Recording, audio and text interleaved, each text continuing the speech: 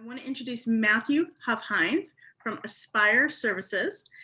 Today he's going to present tips to improve social skills. Matthew is currently a speech language pathologist, and he has finished up. Are you currently in your clinical fellowship year? Yes, I'm in my clinical fellowship year. Perfect. He graduated with his master's at Emerson College with a degree in communication science disorders in 2021. He received his bachelor's degree in speech and hearing science from Arizona State University in 2018. Matthew is the co-owner of Inspire Services, a social and fitness outlet for individuals with developmental and acquired disabilities. In addition, Matthew has 4 years of experience as a state certified speech language pathologist assistant and 2 years of early childhood habilitation and behavioral analysis techniques. Matthew believes in taking a holistic approach to intervention while working in a team-oriented environment to provide the best service for each individual. And I truly do recommend him. He is awesome. So I'm going to go ahead and turn this over to you, Matthew. If you'd like to share your screen, you just want to click on that share screen button. Awesome. Thank you, Fazia. Okay, so the lecture we're going to be talking about today is tips to improve social skills. And so the purpose of our discussion is for me to provide you guys with suggestions, activities, and strategies to improve social skills, and hopefully in turn will lead to increased friendships, relationships, being part of groups. So in a school setting, that could be band, that could be sports, it could be clubs, it could be getting jobs, maintaining a job, spending more quality time with friends, and then just overall better life outcomes, a stronger self-image. So let's define what social skills are. So according to the American Speech and Hearing Association, which is the body that governs speech language pathologists, social skills refers to the ability to vary speech style. So that's when a student is able to communicate with their peer versus a teacher. They're going to talk to their peer differently than their teacher. The ability to take perspective of others, understand and appropriately use cultural specific and nonverbal communication. So in simple terms, we can think about social skills as turn taking, reciprocity, reading social cues. So if our husband or our wife or one of our friends comes in and they look like they're mad, we can read those cues. Maintaining a conversation topic, recognizing people's emotions, eye contact. So in simple terms, that's kind of what we're referring to as social skills. And when we think of social skills, it's a little bit more than just conversating and helping somebody conversate. There's some underlying functions that go into having adequate social skills. And some of those functions are theory of mind. And so when we think of theory of mind, we're going to think of perspective taking and the ability to think about the other person. We have emotional competence, so the ability to express and understand emotions. We have executive functioning, which Fazia is very familiar with. We have joint attention, which is the ability for an individual to share a point of reference with a student or with another individual. And then language abilities. So the reason language abilities is in there is because we use language for social purposes. So at its core, language is social. Vocabulary, the way we say it, is for us to connect with other humans. So being able to tell stories, being able to understand verbal things like sarcasm, and then understanding nonverbal language plays a really big role into successful social skills. So let's dive into these a little bit more. And the reason I'm providing you guys with this background is because when you understand the functions that go into social skills, you guys as parents or as teachers or as educators can create activities on your own. So once you know the underlying deficits, you can mold activities to whichever way you think would be best for your client or your kid. So when we're talking about theory of mind, we're talking about the ability to connect emotional states to self and others, understanding that others have desires and emotions that may differ from your own. An example I like to use is one of the clients I was working with. It was me, him, and his mom, and we were talking about what his favorite food was. So I asked, "Hey, Daniel, what's your favorite food?" And he said, "Pizza." Then I said, "Well, what?" And then asked, "What do you think your mom's favorite food is?" And he also said pizza because that was his favorite food. So he didn't have the perspective of, oh, my mom may like a different food than I do. We have emotional competence, which is the ability to effectively regulate one's emotional state and behavior during social interactions. So that's emotional regulation, emotional expression, being able, and this is something I tend to struggle with too, is emotional expression, especially around people who are closer to me. Being able to express how you feel and being able to integrate that is a big part of social skills. Executive functioning abilities, so that's just organizing, planning, attention, problem solving, self-monitoring, and that's important for social skills because we need to be able to attend to the person. We need to be able to self-monitor, self-correct our behaviors. And then joint attention is being able to reference one point, and this develops as a kid. So as a kid, a joint attention, two kids might refer to a slide, or a parent and a kid might refer to a game.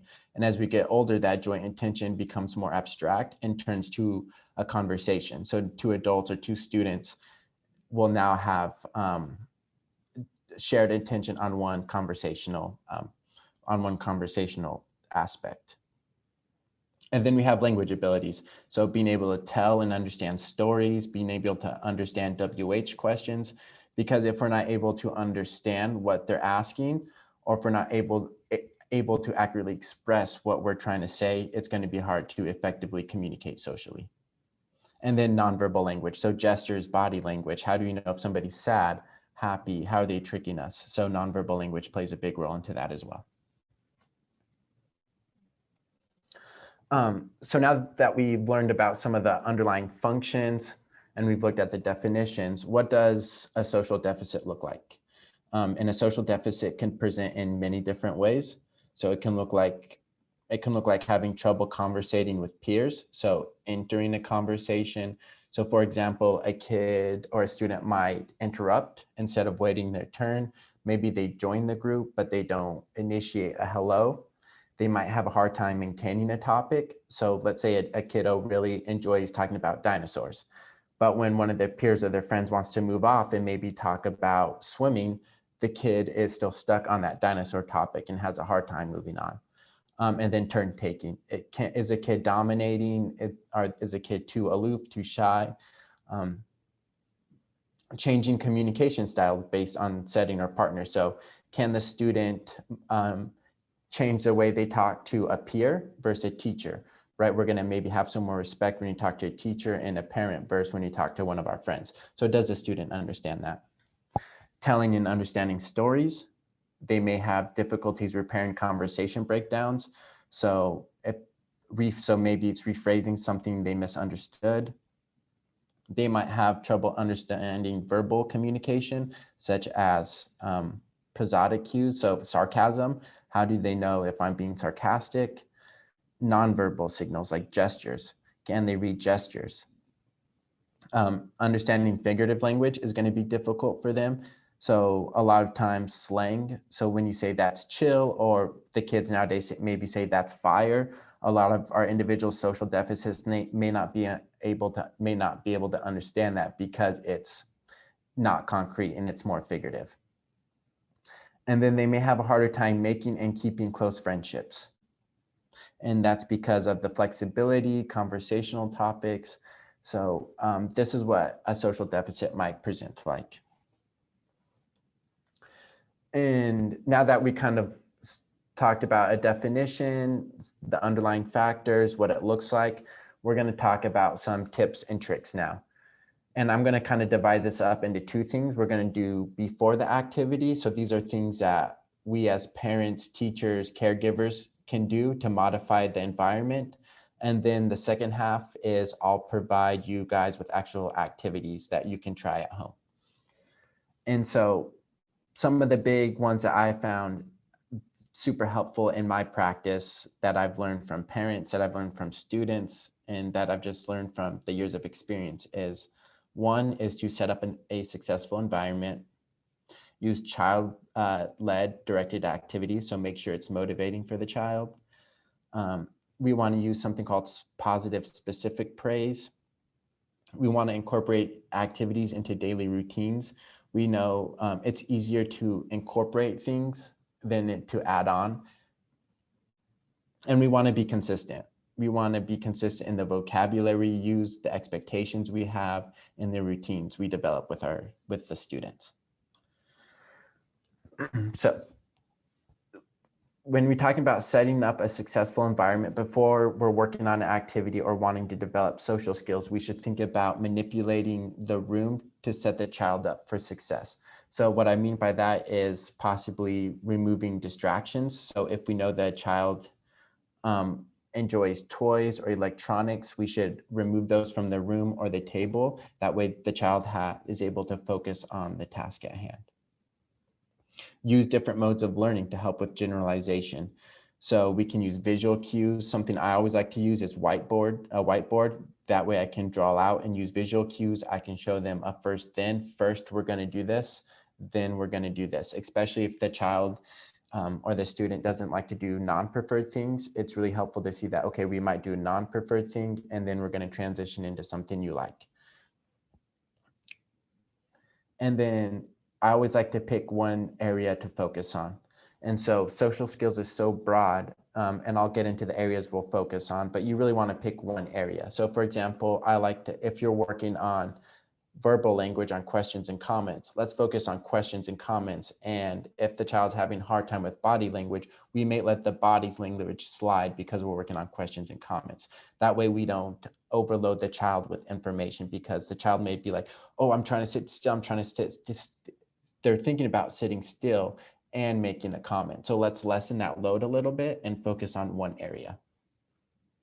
We want to do child-led activities. So we want to make it motivating for them.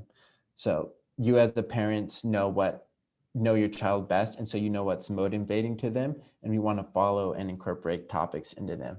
So when I'm having conversations with a lot of students I work with, a lot of preferred topics for them are video games, YouTube, superheroes. And you want to make it motivating and exciting, because the more they like it, the more they're going to want to do it. I like to play a game called You Pick the Topic, I Pick a Topic. So when I'm working on conversations with a student, I'll have them pick a topic. So I'll ask, what would you want to talk about? And they might say video games. Then I'll say, okay, first we'll talk about video games, and then we'll talk about what I want to talk about. And then we'll go from a preferred topic to a non-preferred topic. And then I let the student pick. We let the student pick between two options. I always like to give the child a choice, or the student a choice, to make them feel like they're in charge. So if the student has trouble with body language and asking questions and comments, I'll give them a choice that day. Hey, do you want to work on body language, or do you want to work on asking questions? And when they get to choose, they feel like they're in charge a little more. Positive specific praise. So this refers to telling the student what they're specifically doing good at. For example, I could say, good job with full body listening versus just good job. Positive specific praise helps cue the student into knowing exactly what they do well. And research has shown that it's more effective.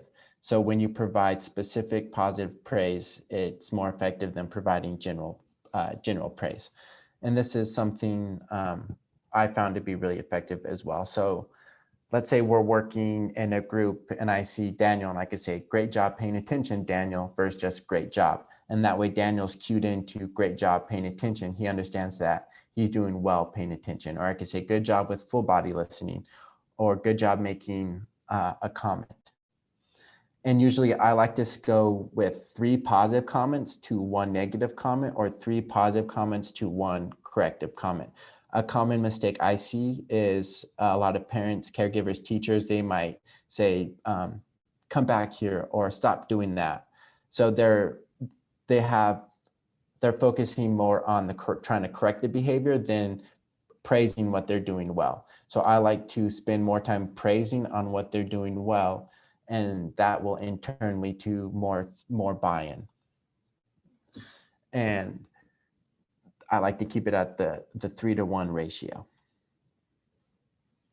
And then the next big one is try to incorporate social activities into daily routines.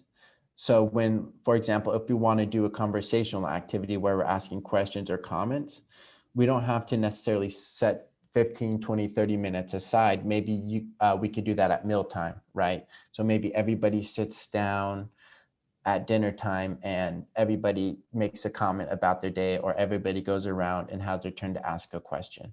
And this will help build social skills during a routine, such as dinner. You could do it during chores. So you can have them ask different questions, comments about chores. So, what is your favorite chore to do? What's your least favorite chore to do? You could do it during playtime. So whenever the student has, or the kids have playtime, whether that's by themselves, with their family or their friends, you can always incorporate social activities into that. And it's really important to understand that every activity is an opportunity to learn. So anytime during the day, you can always provide a learning opportunity for your kid. And then it's always easier to incorporate than to add on. And then the final one is be consistent. Being consistent helps to build routines, expectations, and also increases generalization. If we think about social skills as a continuum, the more you practice, the better you get. It's almost like basketball. The more shots you get up, the better shooter you'll become. So when we're thinking about social skills, the more you practice, the better you'll become. We need to understand that there is no simple fix. It takes time and practice. So there's not going to be a 1 week, 2 week, 3 week, maybe camp or therapeutic activity that's going to help. It's going to take practice, and it's going to take time. We like to be consistent on our vocabulary. So when families, caregivers, teachers are all consistent on vocabulary, it helps to build consistent expectations. So that helps, and that helps because a child might say, okay, maybe mom has these set of expectations versus a teacher has these set of expectations versus maybe dad has these set of expectations. If we all use the same vocabulary, we can all start developing the same expectations. Some of the vocabulary we like to use at Inspire Services is full body listening, body in the group, social detective. And a lot of these terms come from the social thinking curriculum by Michelle Garcia Winner. So instead of saying, hey, come back here, or, eyes on me, what I like to say is body in the group, and the kids all respond really well to that. So whether it's their mind wandering off, whether it's their body wandering off, when we say body in the group, the kids they'll come back together. So developing vocabulary that helps with the social skills will really help, and being consistent builds routines, which helps to practice daily.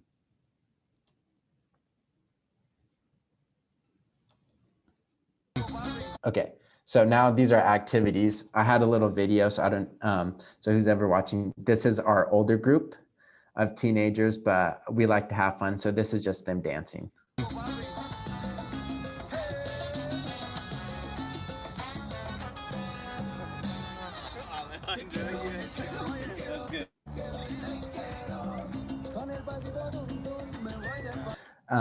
But something that we at Inspire, one of our baselines is always to provide positive social interactions. And that's one of the final tips we'll have for you guys is that at the baseline, we want everything to be a positive social interaction, and no matter what form that looks like. And in this case, it was dancing. All these guys really love to dance. So it was a fun time. Okay, so what activities does Inspire Services focus on?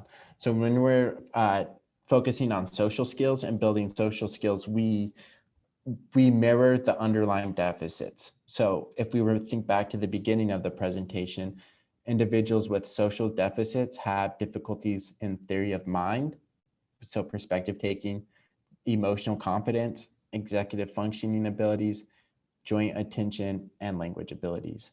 So once we understand that those are the underlying deficits, we can mirror our activities that focus those and help build those. So what we at Inspired focus on are theory of mind activities, so perspective building activities. We focus on a lot of emotional integration, emotional competence, so being able to express your emotions, being able to understand emotions.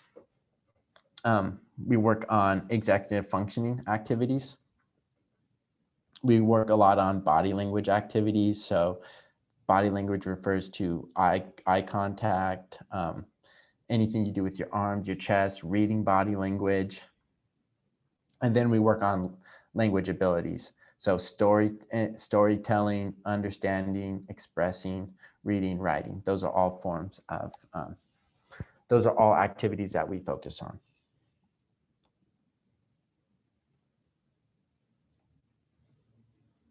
So some of our theory of mind. So theory of mind, remember, refers to understanding that other people have different thoughts, emotions, and beliefs than you.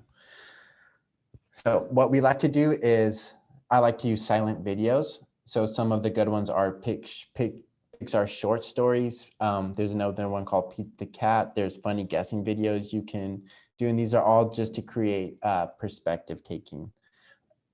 To develop perspective taking skills. We have social picture scenes, and then there's something called the people file. So right here I have a silent video, and I'm just going to give you guys an example of how you can use videos to work on perspective taking activities. And this is something to remind you guys that you guys can you can throw this into your daily routine, right? Let's say your kiddo has iPad time for 20 minutes. You could say, hey, look at this Pixar short video, and you can go over this for the first 5 minutes and then let the kiddo have the rest of the time by themselves.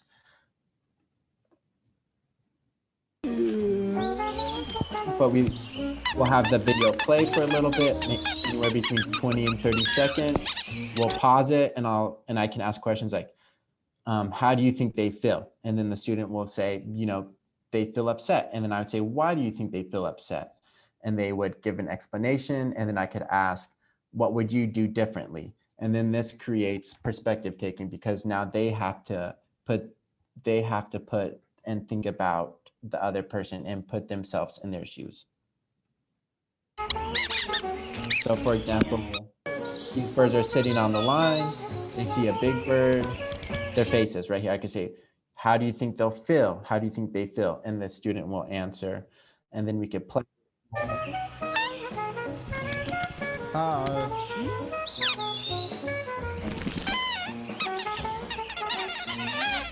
We could pause it, and we can see in the video that the little birds are kind of making fun of the big birds. So then we could ask, how might that make the big bird feel? And what would you do differently? So it allows the student to see a different perspective. The second thing I like to use is social picture scenes for developing perspective taking. I guess I don't have any picture of those, but any social picture scene you can use. So why are they feeling that way? What could you do next? And then one of my favorite activities is what we call people files. And this is also from the social thinking curriculum.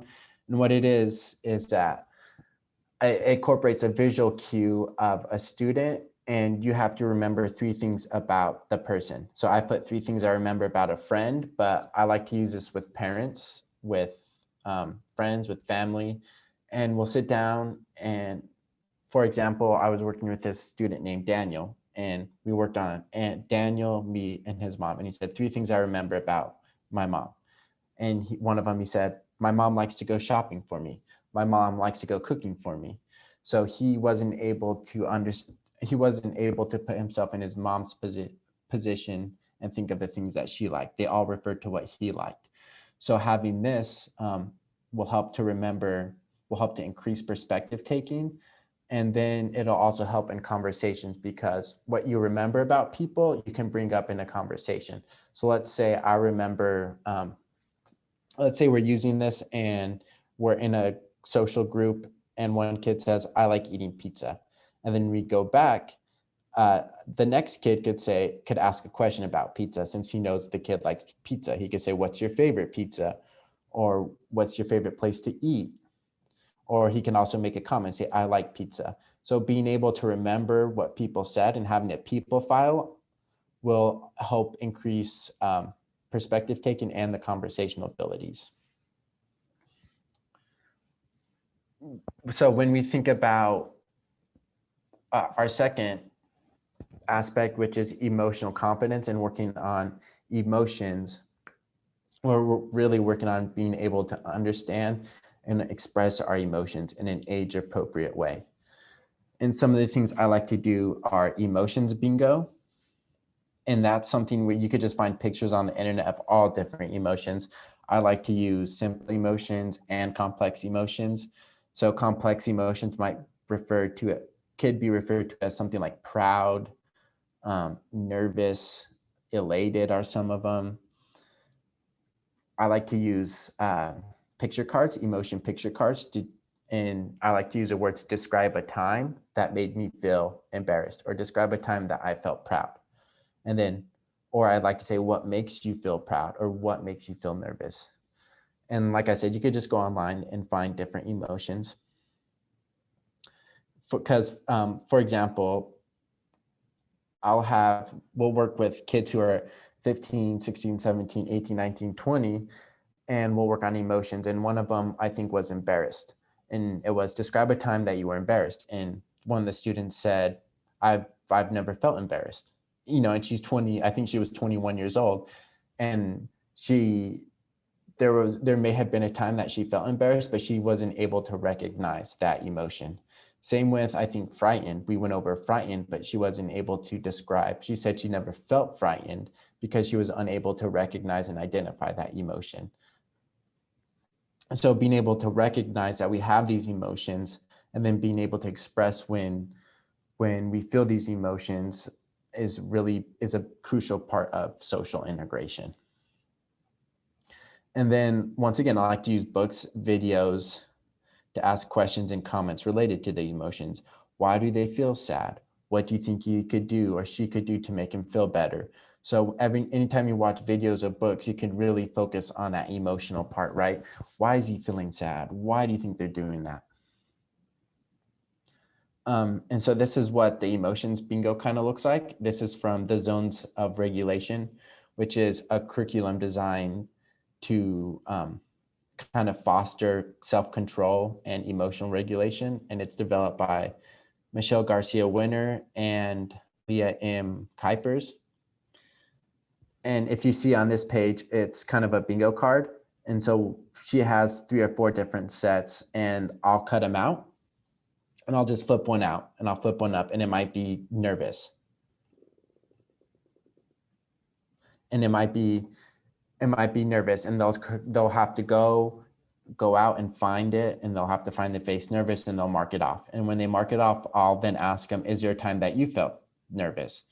And so until they get a bingo. And this is really good because it allows the students to look at face. So it goes with facial recognition. We go over and talk about emotions. So I found this to be one of my favorite activities.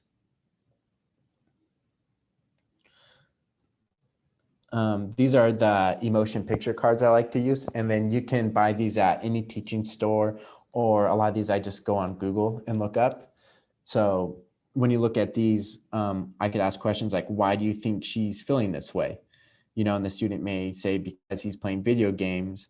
Well, what could the student do? So this is working on emotions and kind of that theory of mind at the same time. And same with this one. What are they doing? How do they feel? They're just social picture scenes. And a key is to clue the individuals into the body language, the facial expressions, and then helping them infer what might happen next.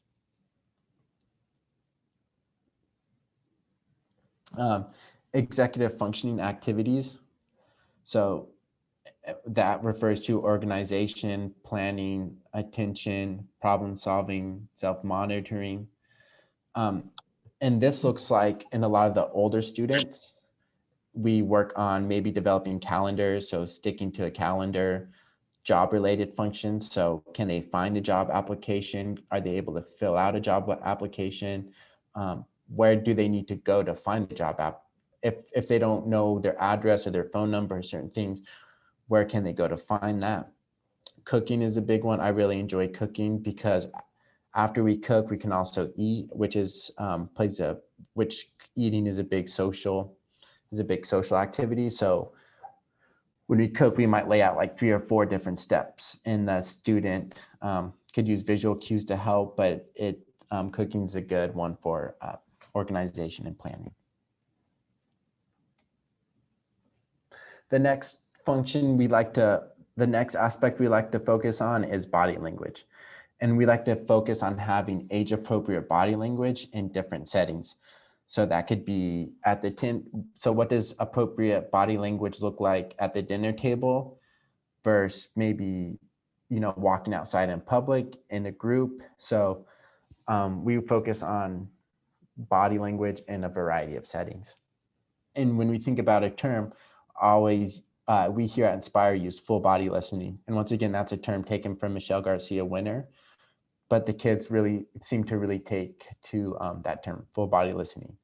And so what that means is that we really review that we listen with our whole body, from our legs, arms, chest, heart, ears. It's just not standing still. We're listening with our full body. And then we teach why we listen with our full body and why we use eye contact. Another activity I like to use is developing a listening spot. And so we use a little mat or just a designated spot to do an activity. And that way the child or the student knows that when we go over here, we're going to be completing an activity. And if you have a student that likes to wonder, having a specific spot, we have different colored dots. So we have like orange dots, blue dots, yellow dots, but this dot kind of helps grounds them and it keeps them in that one area. So instead of wandering off within the group, now that we have these different listening spots, they're able to have that anchor to stay on. Another activity I like to do is charades, because charades involves no speaking and it's all about body language and understanding body language. So this is a really good activity. We do a lot of eye gaze games. And then I'll show you on the next slide what the eye gaze games looks like. But essentially is when you're working with a group, there's no talking and you use your eyes to communicate. So one of the ones is counting. So if the students are able to count, we might count by ones. So I'll look at one student and they'll say 1. Then I'll look at another student and they'll have to say 2. And we'll keep going in the same order. And so if a kiddo's not paying attention or a kiddo gets skipped, they'll be like, oh, we need to make sure we make our eye contact. We have, once again, Bugs videos are really good.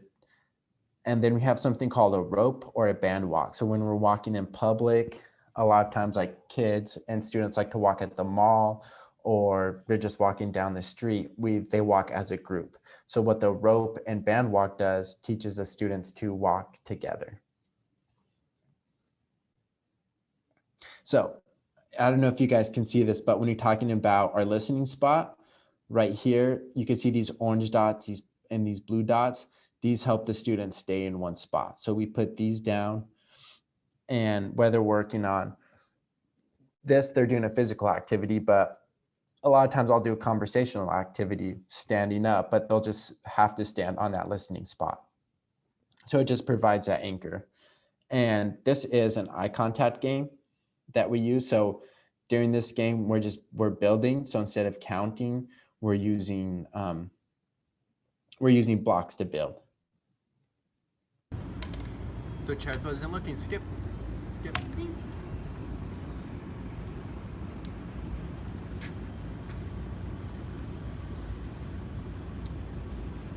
So I'm going to rewind it just a minute. So as you can see here, in order to communicate, this individual is using eye contact with him to get his attention. So he's not using verbal language. He has to make eye contact, and that's to understand, oh, I make eye contact, then I can start a conversation or I can initiate.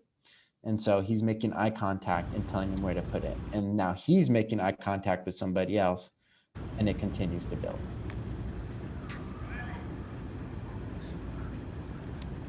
And a good part of this is, let's say an individual's not making eye contact, they might be stuck with all their blocks, and everybody else might have them all emptied, but the person who's not making eye contact may have them. And then we could discuss like, remember, if we focus with our eyes more, all of our blocks will be gone next time.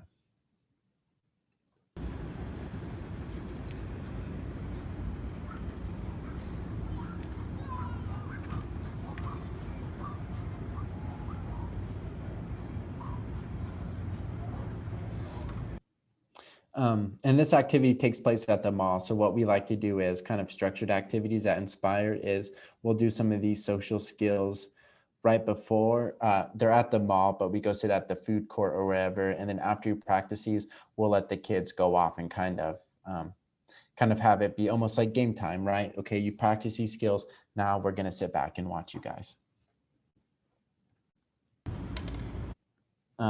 So the final full ones are, so when you talk about full body listening, I'll show you just a cartoon picture, but this guy is, so we go over our full body listening, right? We look with our eyes, and when we talk about eye contact, I don't necessarily like to say eye contact because eye contact can be difficult for individuals with social deficits. So I say you can stare at my chin, you can stare at my lips, my nose, my forehead, somewhere on my face if making eye contact is uncomfortable. Because once again, we don't want the kid to be thinking about making eye contact while language is coming in, because now we're overloading the kid or overloading the individual. We want to make it as easy as possible to communicate. So if making eye contact is too hard, let's try looking at the nose or the mouth or something less stressful, so then they can receive the information that they need to. And some of the things we do is, we listen with our hands. I like to say quiet hands. So our hands are still. And a lot of times we'll go over examples. So I'll be like, are these still hands? They'll say no. Are these still hands? Yes. So developing that awareness around, am I having still hands? Am I not having still hands? Am I having still feet? Am I not having still feet? Am I having a quiet mouth, or am I not having a quiet mouth? Am I having is my chest pointing toward the speaker, or is it pointing away? And a lot of times we'll do activities, right? Maybe I'll turn around and I'll face the wall and I'll say, is this correct body language? And they'll say, if the student says yes, then I'll correct them, no, because my chest isn't facing your chest.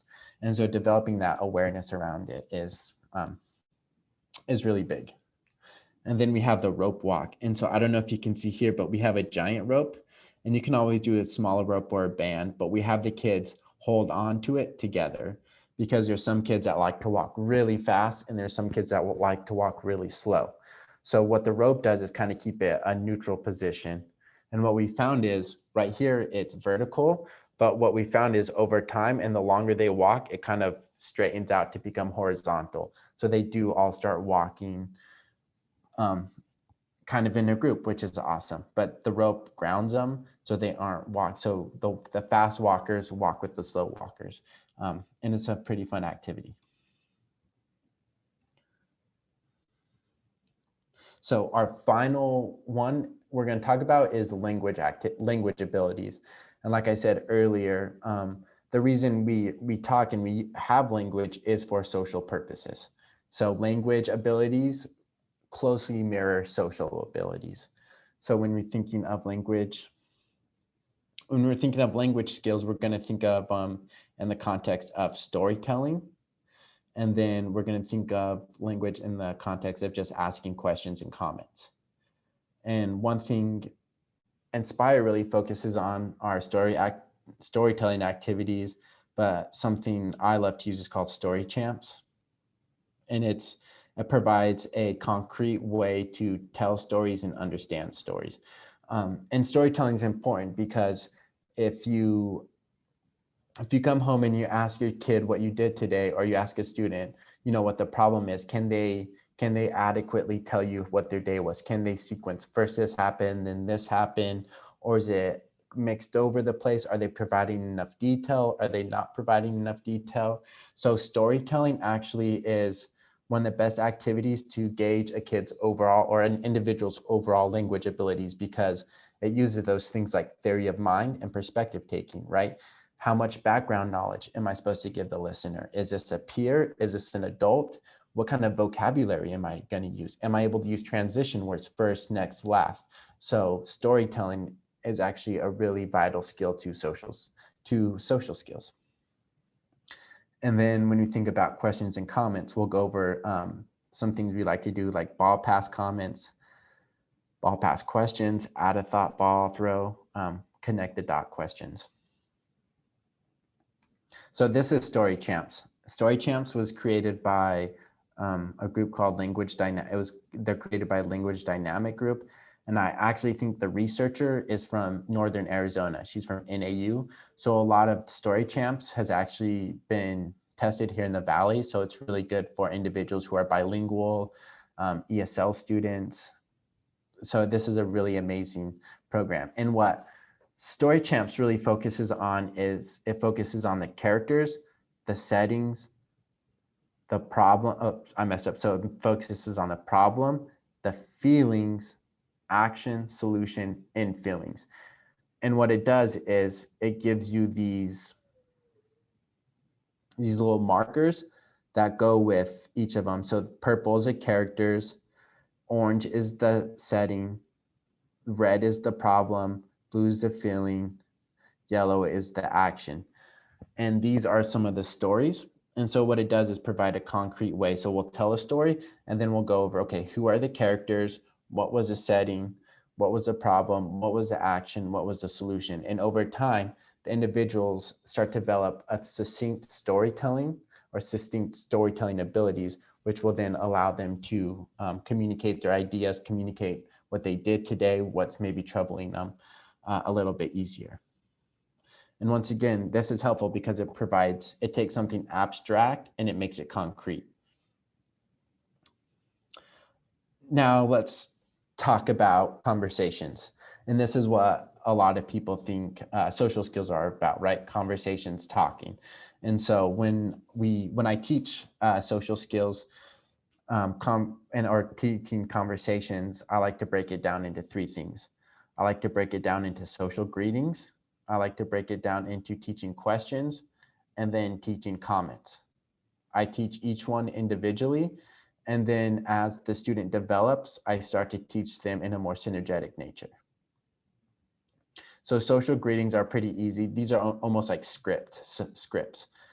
So we could say social greetings, hi, how are you? What's up?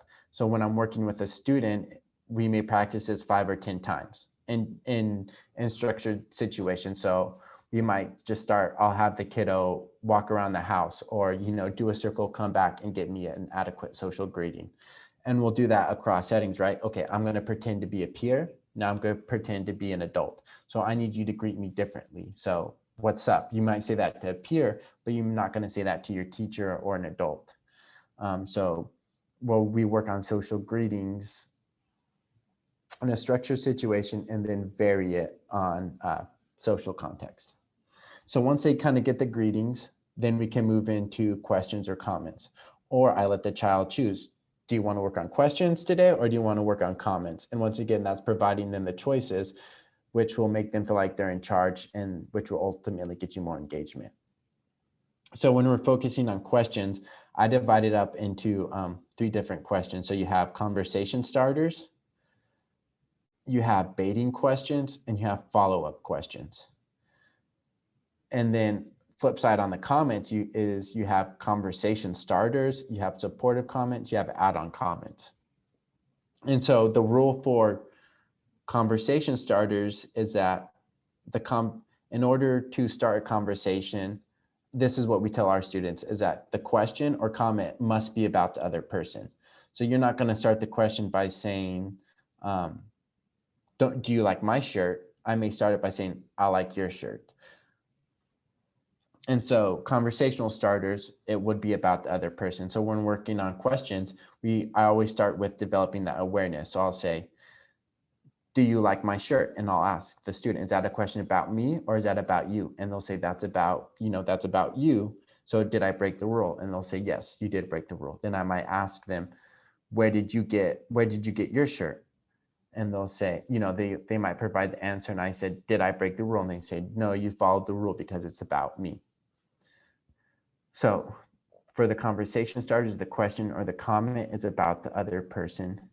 Baiting questions refers to baiting somebody into what you want to talk about. And so let's say you give your social greeting, but you're gonna ask a question about a topic that you like. So let's say we have a student who loves dinosaurs. They say, hey, how are you? And the other kid says, what's up? And now I'm gonna bait you in by asking you a question about dinosaurs. So I may say, what's your favorite dinosaur? Or have you ever seen Godzilla? Because now they're baiting the student into what they want to talk about. And then next we teach up follow-up questions. So let's say a student made a comment, I went to California this weekend to see my grandma. Okay, well, what's a follow-up question we could ask from that? What'd you do in California? How's your grandma? So teaching them, once a student says something, we're going to ask a follow-up question on top of that. And then on the flip side, we have comments, right? Conversation starters. So is it about the other person or is it about me? So the student will develop that meta awareness, the awareness around it. I'll say, man, I like my shirt. And I'll ask, is that about you or is that about me? They'll say, that's about me. And then I'll do another one and says, I like your shirt. And then they'll say, that's about me. That did not break the rules. And then we have supportive comments. Supportive comments can be verbal. So that could be like, awesome, great job, things we say to support other individuals. And they can also be nonverbal. So they could be a head nod. They could be a thumbs up. It's kind of those comforting signs that you get from other people. And then you also have add-on comments. So let's say you just want to add on to, let's say a student said, I love pizza. Well, I want to add on to that conversation. Let's add on, I love pepperoni pizza, or I love pizza from Papa John's. We're adding on to help build the conversation. And so once again, that's as far as a verbal language, we're really looking at storytelling and then having the kid being able to understand that there's social greetings, there's questions and comments in a conversation, and that really breaking these down and making an abstract topic more concrete really helps these students with social deficits being able to, ask the right question or make the right comment at the right time. So my final comments are, focus on one aspect at a time, right?